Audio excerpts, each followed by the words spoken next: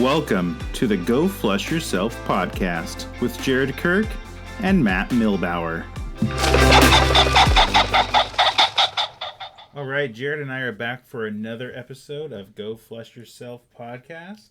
So, Jared, let's get into about bones first. Or actually, let's talk about something else. We want to make sure that our listeners understand we have a few social media accounts out there, kind of who's handling what. So when you're interacting on there, you can kind of know who you're talking to. So, Jared, what do you do for our social media? I run the Instagram page. So if you talk to me or if you message the Instagram page, you're going to be talking to me. I also do half of the Facebook posts. Anything bones related is going to be me. Yeah, just going to be honest right out the bat. I think on Facebook you can see, like, it'll show the name, like, Go Flush Yourself, and then it'll have, like, posted by. Yeah. So I think it makes it really clear. Yeah. So yeah, Jared and I both post on Facebook. If you reach out on Messenger and Facebook to us, I guess is Messenger the same for Instagram too? Is it the same app? No, if you DM at Instagram? I think it's a little different. Okay. Well, either way, if you reach out on Facebook at all, anyway, Messenger or on the Facebook page, you can get either one of us or both of us. And then Instagram's all Jared, and then I handle the Twitter/X, although I don't think there's a lot of interaction on there. No. Mainly a lot of bots. Yeah, and I don't have Twitter, bots. Yeah. You have to keep blocking those. Yeah. Anyhow, okay. Yeah, and I don't have Instagram, so it kind of balances out. And then the email both of us get. So if you reach out any of those, that's kind of who you're talking to. Just wanted to give you all a heads up. And we encourage you guys to reach out. Any questions you have, anything. I mean, we like talking to normal people, regular people. Anybody, reach out.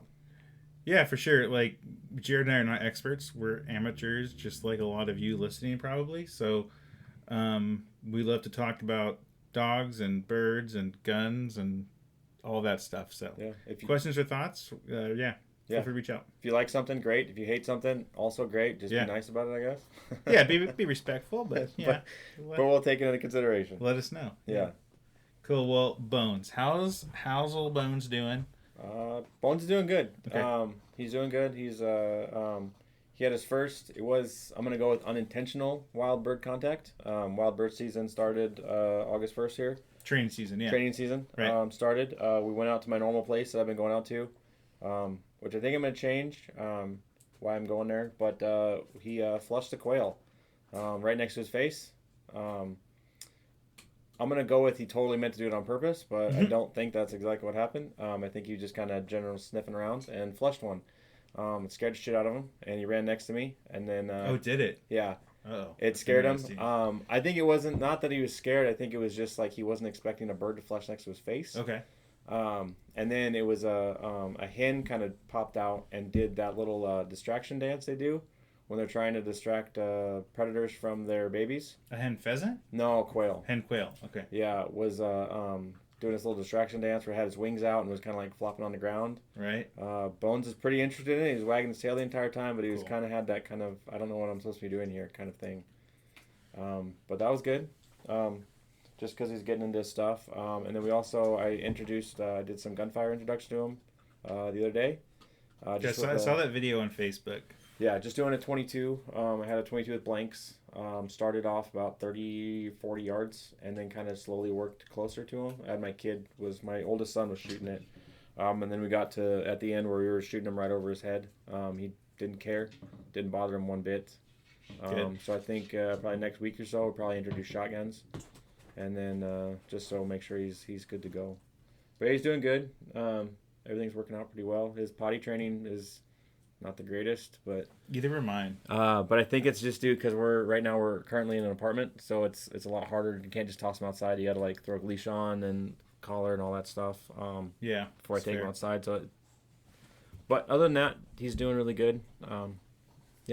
Okay, cool.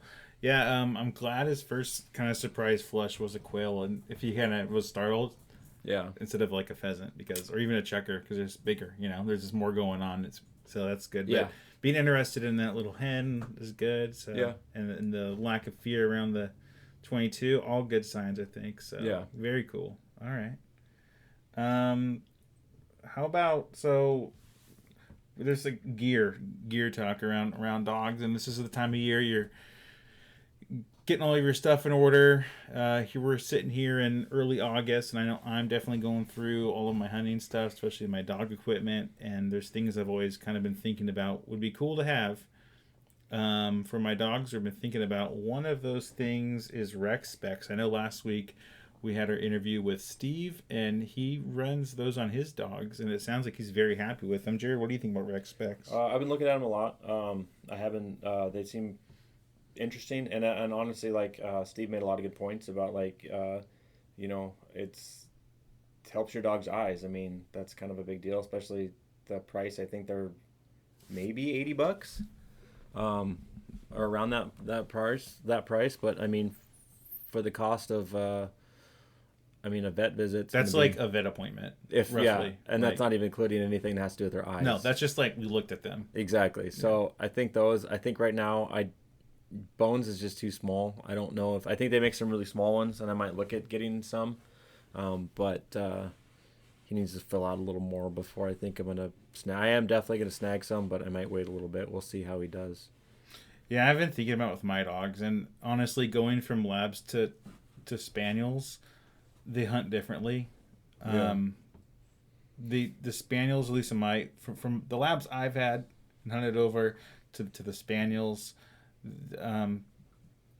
the spaniels just they're moving a lot more, and they're putting their heads in things a lot more and sniffing around with a lot more excitement to small movements. Where the lab moves, on average, they're not like jumping face first typically into like briars, but my spaniels have, and Sophie, my older girl, like last year, there's some like blackberry thickets, and our dogs labs have hunted over, and my other spaniel, they've never really gone in them. They sniff them, they kind of try to get in and figure it out because they think there's a rooster in there, maybe some quail, like a covey, and they're probably right. There probably is some in there, and it's hard to get in. But then my other dog just put her head in and just walked straight in. And then once they're in there, it's more open in there because it's all dead, for the most part.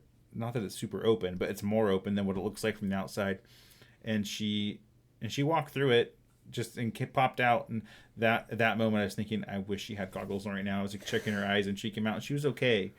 And there's always that talk, Jared. I'm not sure how you feel about this. Like, it's true of a lot of things. We can keep it to bird dogs, where it's like, well, I've never ran goggles on a dog, and I've been hunting for 20 years and never had a problem. Sure. But there's always a thought of like, okay, you haven't had a problem yet. Exactly. Like, you've been lucky this long. Right. Other people have had problems. Yes. I'm in occupational safety for my profession, so I hear that all the time. Like, I've never worn safety glasses or this kind of PPE for that in the past. Like, why would I need to do it now?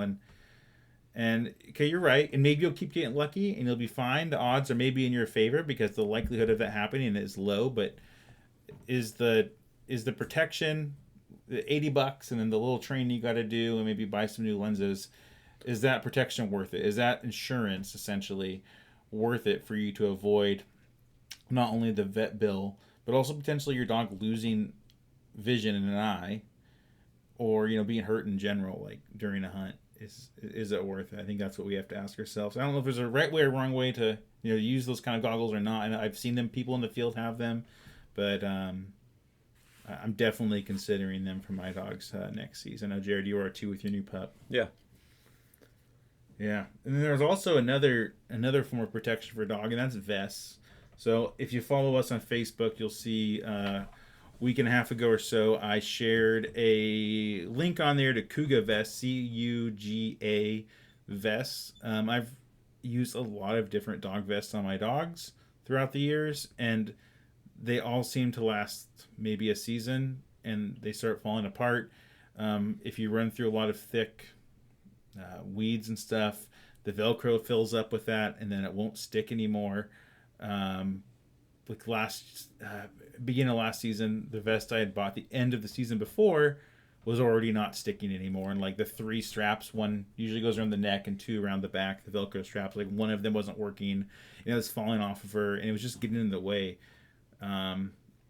So I like to use them for protection. I've had dogs in my family that have had taken a stick to the chest running, and definitely don't want that to happen. So I was randomly in we were at the Jeep dealership. My wife was getting her Wrangler service for something. I think it was just an oil change maybe, but we were there. I was dropping her off, and I saw this pickup a couple spots over with a decal on the side of the door that said Cougar Dog Vest, and it had, I forgot, like a silhouette of a bird dog on it or something. I forgot what the logo was, but he had his logo on there, and ended up talking to the guy, and he was the owner of it. He lives about an hour northwest of us in Yakima, Washington, and told his story. And you can go on their website and see the story laid out. But essentially, I think it was a lab that he had that took a stick to the chest, pretty bad injury, and he realized, like, why isn't there a better form of protection for this? And he went out and made a better vest.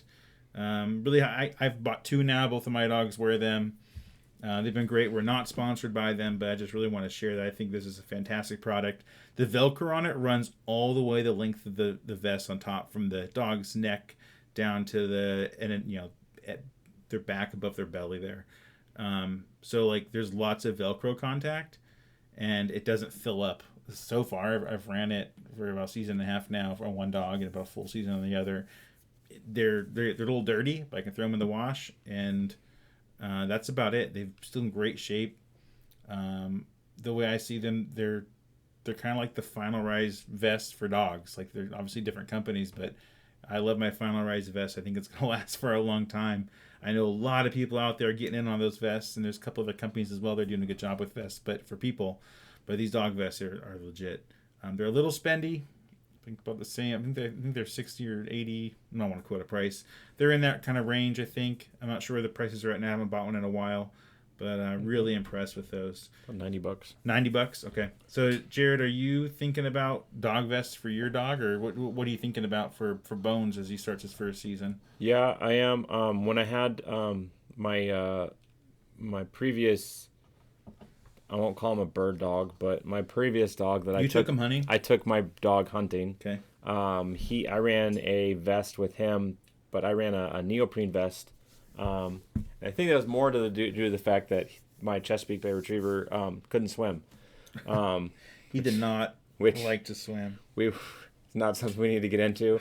But I ran a neoprene vest because I thought, if nothing else, it'd at least help him float a little bit. But it really didn't matter. Yeah, I think a vest makes a lot of sense. Again, once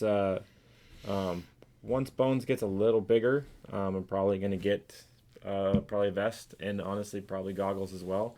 And if nothing else, I mean, it makes the dog look like super cool, and that's kind of part of the whole thing, isn't it? It does add visibility. If you get the orange vest for your upland dog, yes, it does add visibility too. Granted, our dogs, as Springers, are mostly white, yeah, so they do stand out. But if I had like a black lab or like a golden, yeah, or like a cocker with that golden coloring or the blonde coloring, like, I would definitely consider that just for visibility alone. But yeah, protection's huge. Like, and these are things where, in my head, I hunt a lot out of nostalgia. What I feel like upland hunting is, and that's in my brain. It probably goes back to, like, when I was a kid hunting with my dad. What was he doing?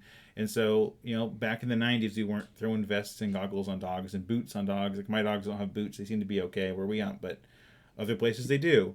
And you can throw all sorts of equipment on your dog, but in my brain, it's kind of tough to get over the nostalgia of, like, it's just a dog with nothing on it, hunting in the field, and you have a double gun, but times change, and there's better equipment out there to keep your dog safer and let them hunt longer. Yeah. So it makes sense to embrace this stuff to me. Yeah. I mean, I've run on other dogs. I've run packs on dogs. Oh yeah. And it makes sense. If nothing else, like, it's kind of like ruck training.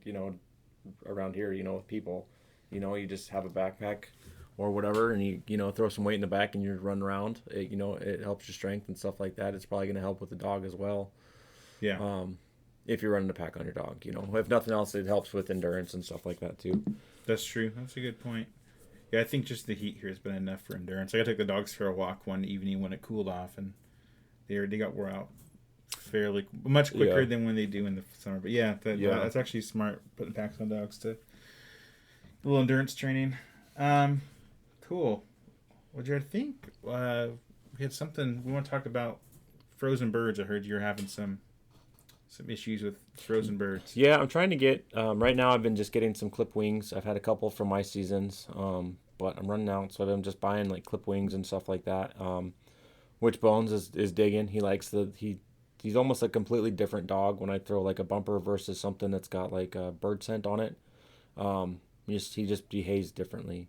So I've been trying to get some frozen birds. Like I said, right now I'm living in an apartment. So live birds are, I'm not gonna say a no go, but are gonna be logistically challenging. Yes. To do that. But so I've been trying to look for some frozen birds. And I don't know if I'm just my Google foo is weak, but I'm just not finding where to get these things. I don't know what it is. I don't know if it's just, like I said, I'm just not searching the correct things. I've been trying to post on some Facebook kind of like things, and I'm not getting any responses or what. So if any of the listeners in Eastern Washington know a hookup for frozen birds or have some frozen birds that were willing to sell them to me, I'm not asking for like a whole bunch, just a couple, just so I can get Bones into some real birds and stuff like that. Not that there's anything wrong with dead fowl trainers and clip wings strapped to the side of it, but That's different. a real bird would be nice. Or if anyone out there, listeners all know how to the right way to find them. Like, there's a lot of stuff in the hunting world that you just can't find online. Like people selling stuff and doing services that they just don't have a big online presence, and you got to get in the community and just kind of be in the know of it. It feels like still even in 2024. Yeah, I mean, I went so far as to reach out to a club, a pointing dog club, and I was like, hey, I'm just looking for birds, just for something, and I don't know if it's because I said I had a flusher, but I got. Think I know I'm not gonna say names. I think I know the club you reached out to. Zero response from them. They're not. Yeah. They're not flusher people. I'll put it that. I'm just gonna say that. Yeah. So when you try to help with resources and other things. Yeah. But yeah, just looking for a couple frozen birds. Just before the season starts. Just to get them a couple contacts. That'd be kind of cool. But. Yeah. Well, I think over our way. I'm not sure. I'm waiting on like the Pheasants Forever report to come out. I'm curious what numbers are looking like, kind of all over. But I think our way numbers are looking good for quail. I've seen them in our neighborhoods right now. Jared's bumping a bunch. Yeah. You saw some chucker, I think you said. Yep.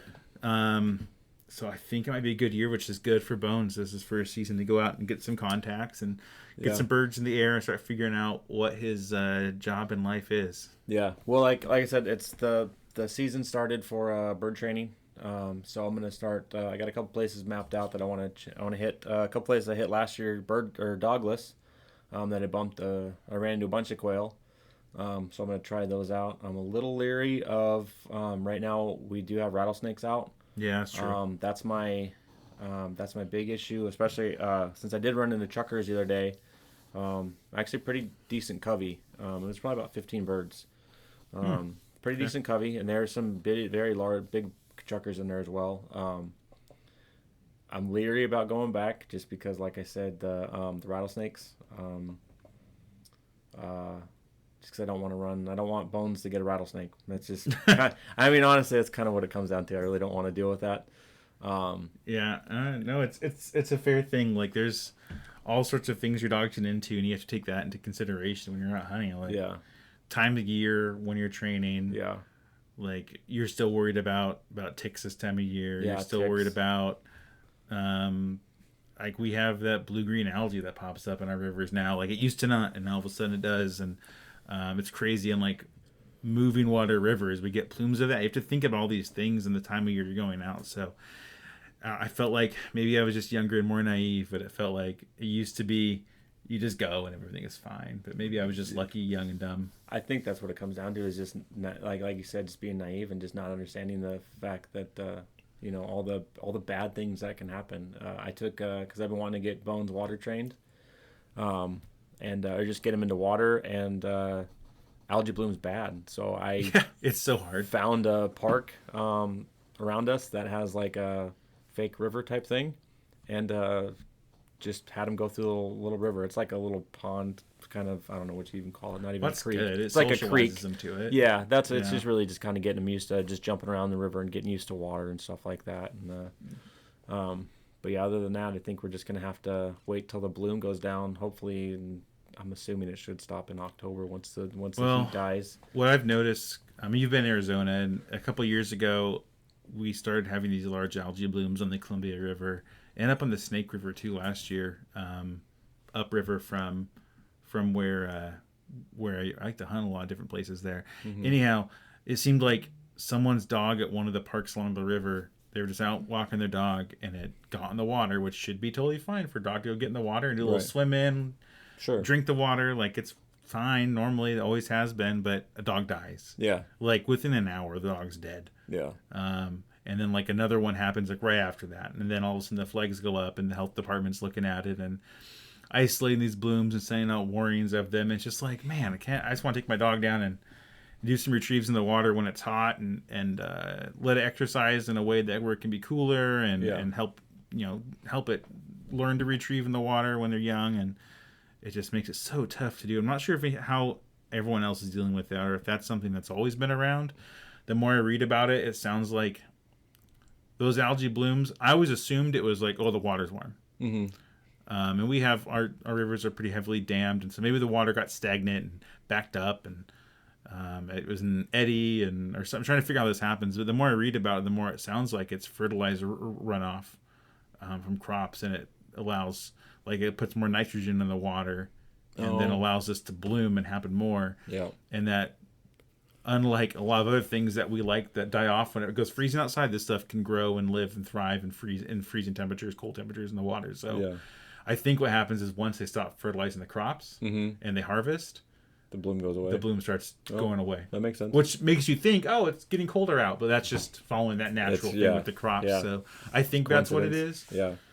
Like, we have a lot along the river. If you think just like upriver from like Richland, Washington, a little insider baseball here, but like there's a lot of crops up that way along the river. So I think that's, from what I'm reading, that's the issue. I'm not sure how communities address that in dealing with that kind of runoff into rivers and lakes and ponds that grow that. But it's just frustrating that there's and like I said, maybe this has always been happening. I just realized it now, but it seems like a relatively new thing lately. Yeah.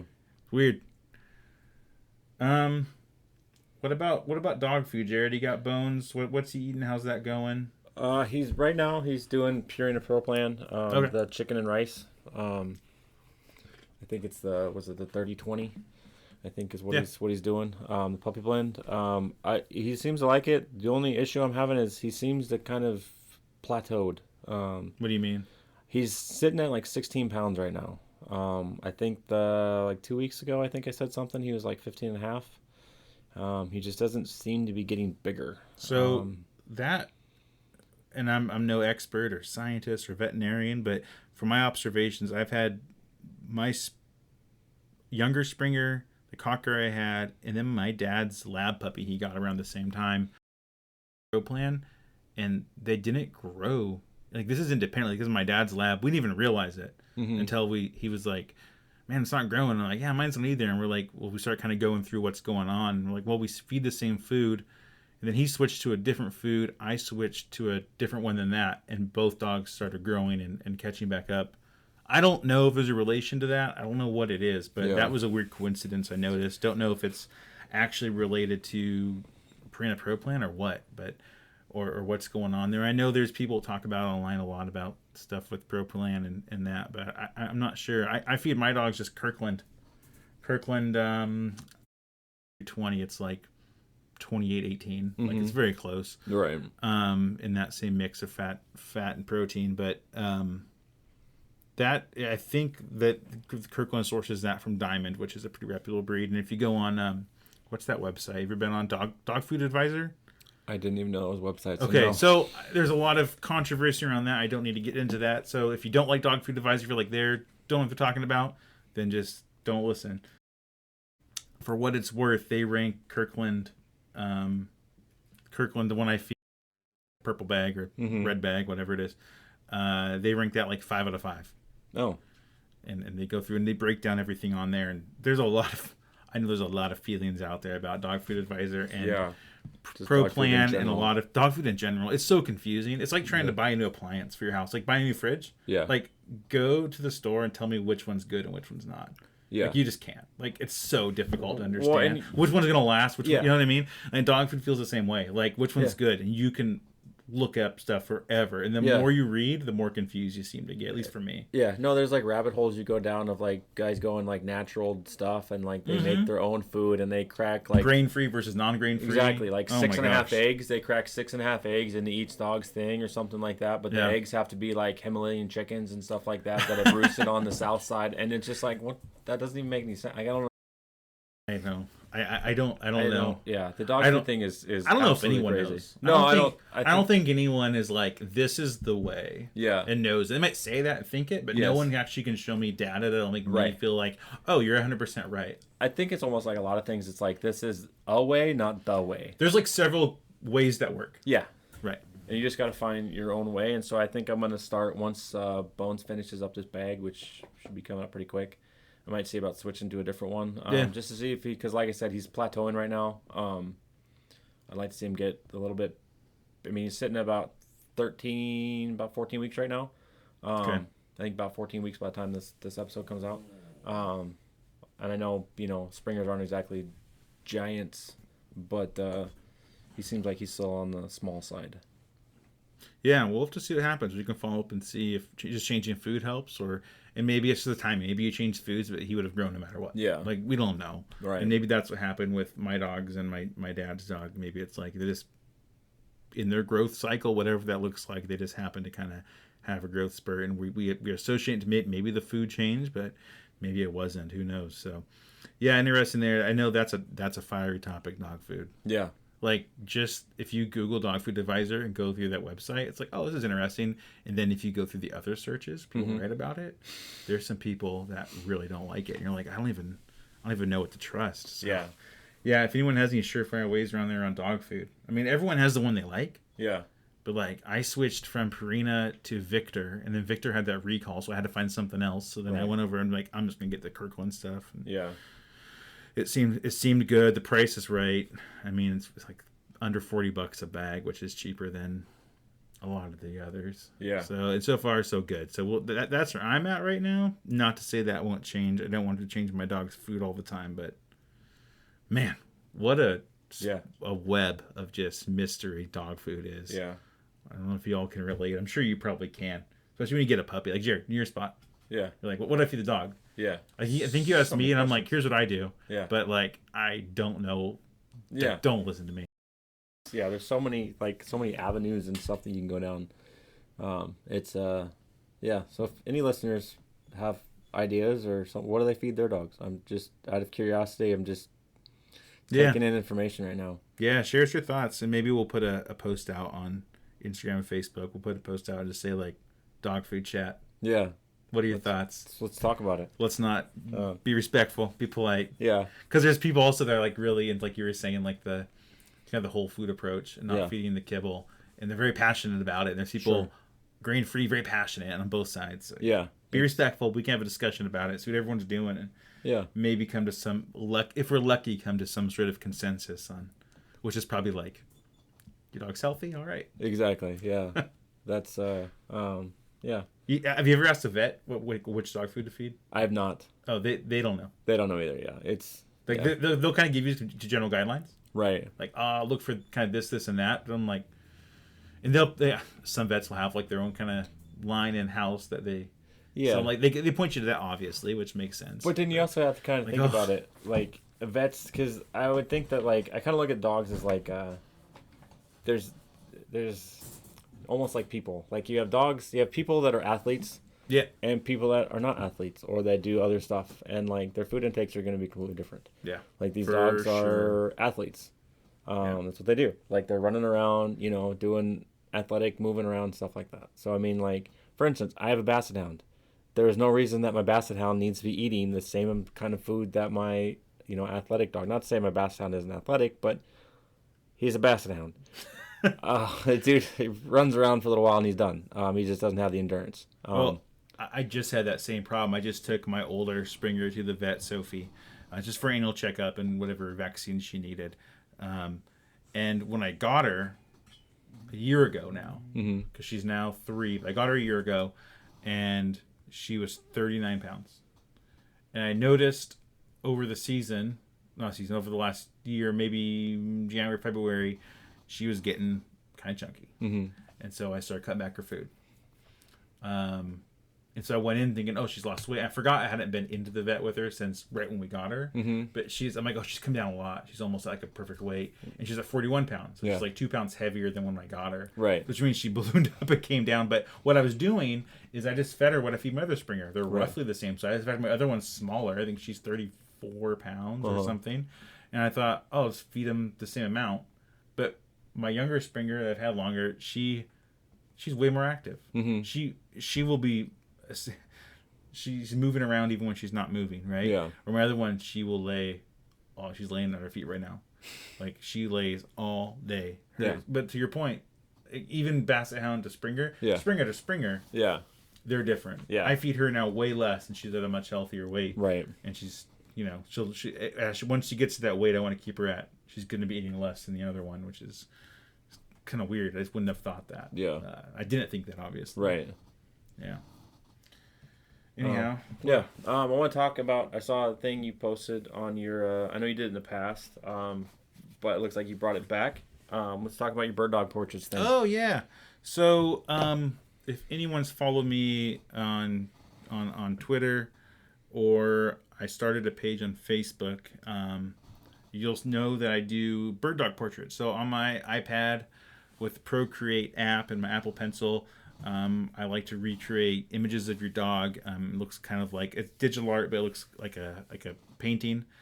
I've done some for Bob St. Pierre, Pheasants Forever. I did his German short hair. He was kind enough to share that on Twitter and got a lot more people looking at it. I don't do this for money. I don't charge anyone for it. If you submit, you can go on the Facebook page. It's called Bird Dog Portraits. Or you can find me on Twitter, and there's instructions kind of in there too. But essentially, you can send me some images of your dog. Usually, send me 2 or 3 in good lighting and maybe kind of different lighting, so I can make sure I get the coloration right. I'm not like looking at a shadow and thinking it's something like a spot or something.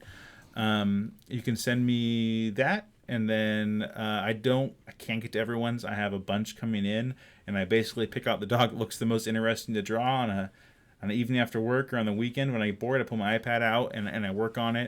It takes me a few hours usually to do one, and then I'll post that out publicly and say this is so and so's Cocker Spaniel or Labrador or GSP or whatever, and then they can have it. And then I ask that anyone who I get one done for, no obligation to pay anything, but if you want to donate to either Pheasants Forever, or maybe your own habitat organization that you like, you can do that. And I have some people who aren't. I usually stick to doing bird dogs, but if you're not, I've done people's just pets. I've done someone's bird. I did my son's cat. If you feel the need to donate or do something for that, donate to your local animal shelter and help them out.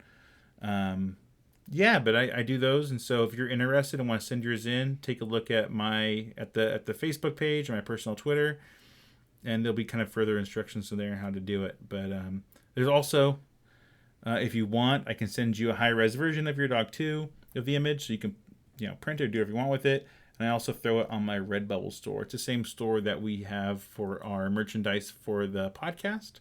You'll see a bunch of dogs in there. Those are dogs I've drawn in the past, and the owner of that dog asked that I put it up there so they can buy stickers or whatever, magnets, T-shirts, whatever they want of their dog. I have people get throw pillows with their dog's face on it, so that's kind of cool.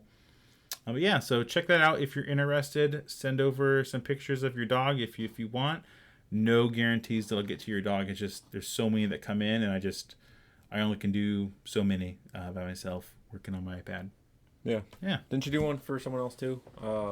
I did one for GDIY guy, didn't you? Yeah, I did one for GDIY when I was on that podcast. I did one of his setter Quinn.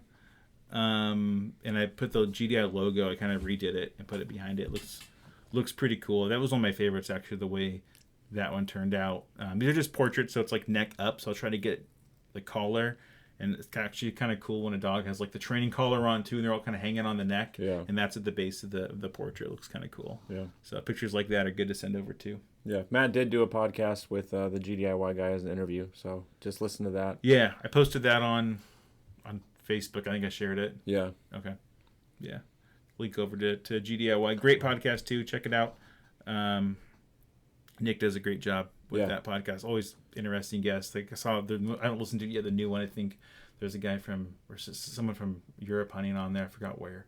Oh yeah, I haven't listened to that one either. Sweden? I can't remember. But it's on my list and I saw it and I'm pretty excited to listen to that. It's always cool hearing different perspectives on how upland hunting is. So yeah, check out Gundog It Yourself. Great podcast. We have an update, I guess, for our season this year. Oh yeah. Little change. Yep. Originally we were going to go to Montana this year. Due to some family obligations and stuff like that ended up getting canceled. So we'll be hunting Washington. Hunting Washington. Opening weekend. Yeah, this year. So, but I think in the end, I think it's going to be a little better. For bones. For bones, I think it'll so. be better. Bones will be sitting at about 4.5, almost 5 months when we're going to go. Yeah. It's a little young, I think. I think opener of quail is early October.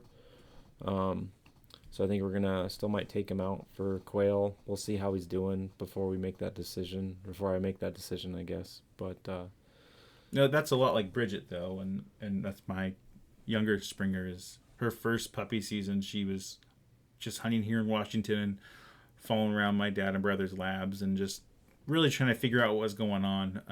And got some bird action that way, but really it was a true puppy season. Yeah. Like there wasn't a lot of if I took her out on my own, it was really just a walk and I had my gun and luck if we got a bird. Yeah. But that next season, her first hunt was that trip to Montana, and she's got a lot more contacts and it clicked. Like that, I watched it click on that trip. Like it was starting to click at the end of last season in a training between the seasons, but I just saw it happen there. And then she came back to Washington just like a stud. So yeah, I think that's what we're gonna try to do this year is just do a lot of try to go out a little bit here and there, checking out different stuff, and then next year Bones will be a little over a year.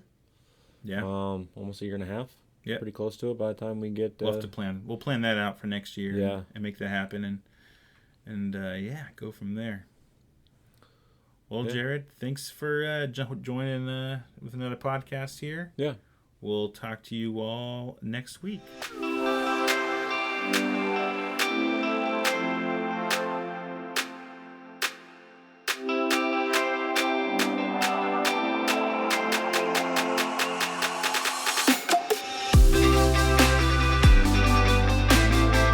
Thank you for listening to another episode of the Go Flush Yourself podcast. Check us out on social media on Instagram, Facebook, and X.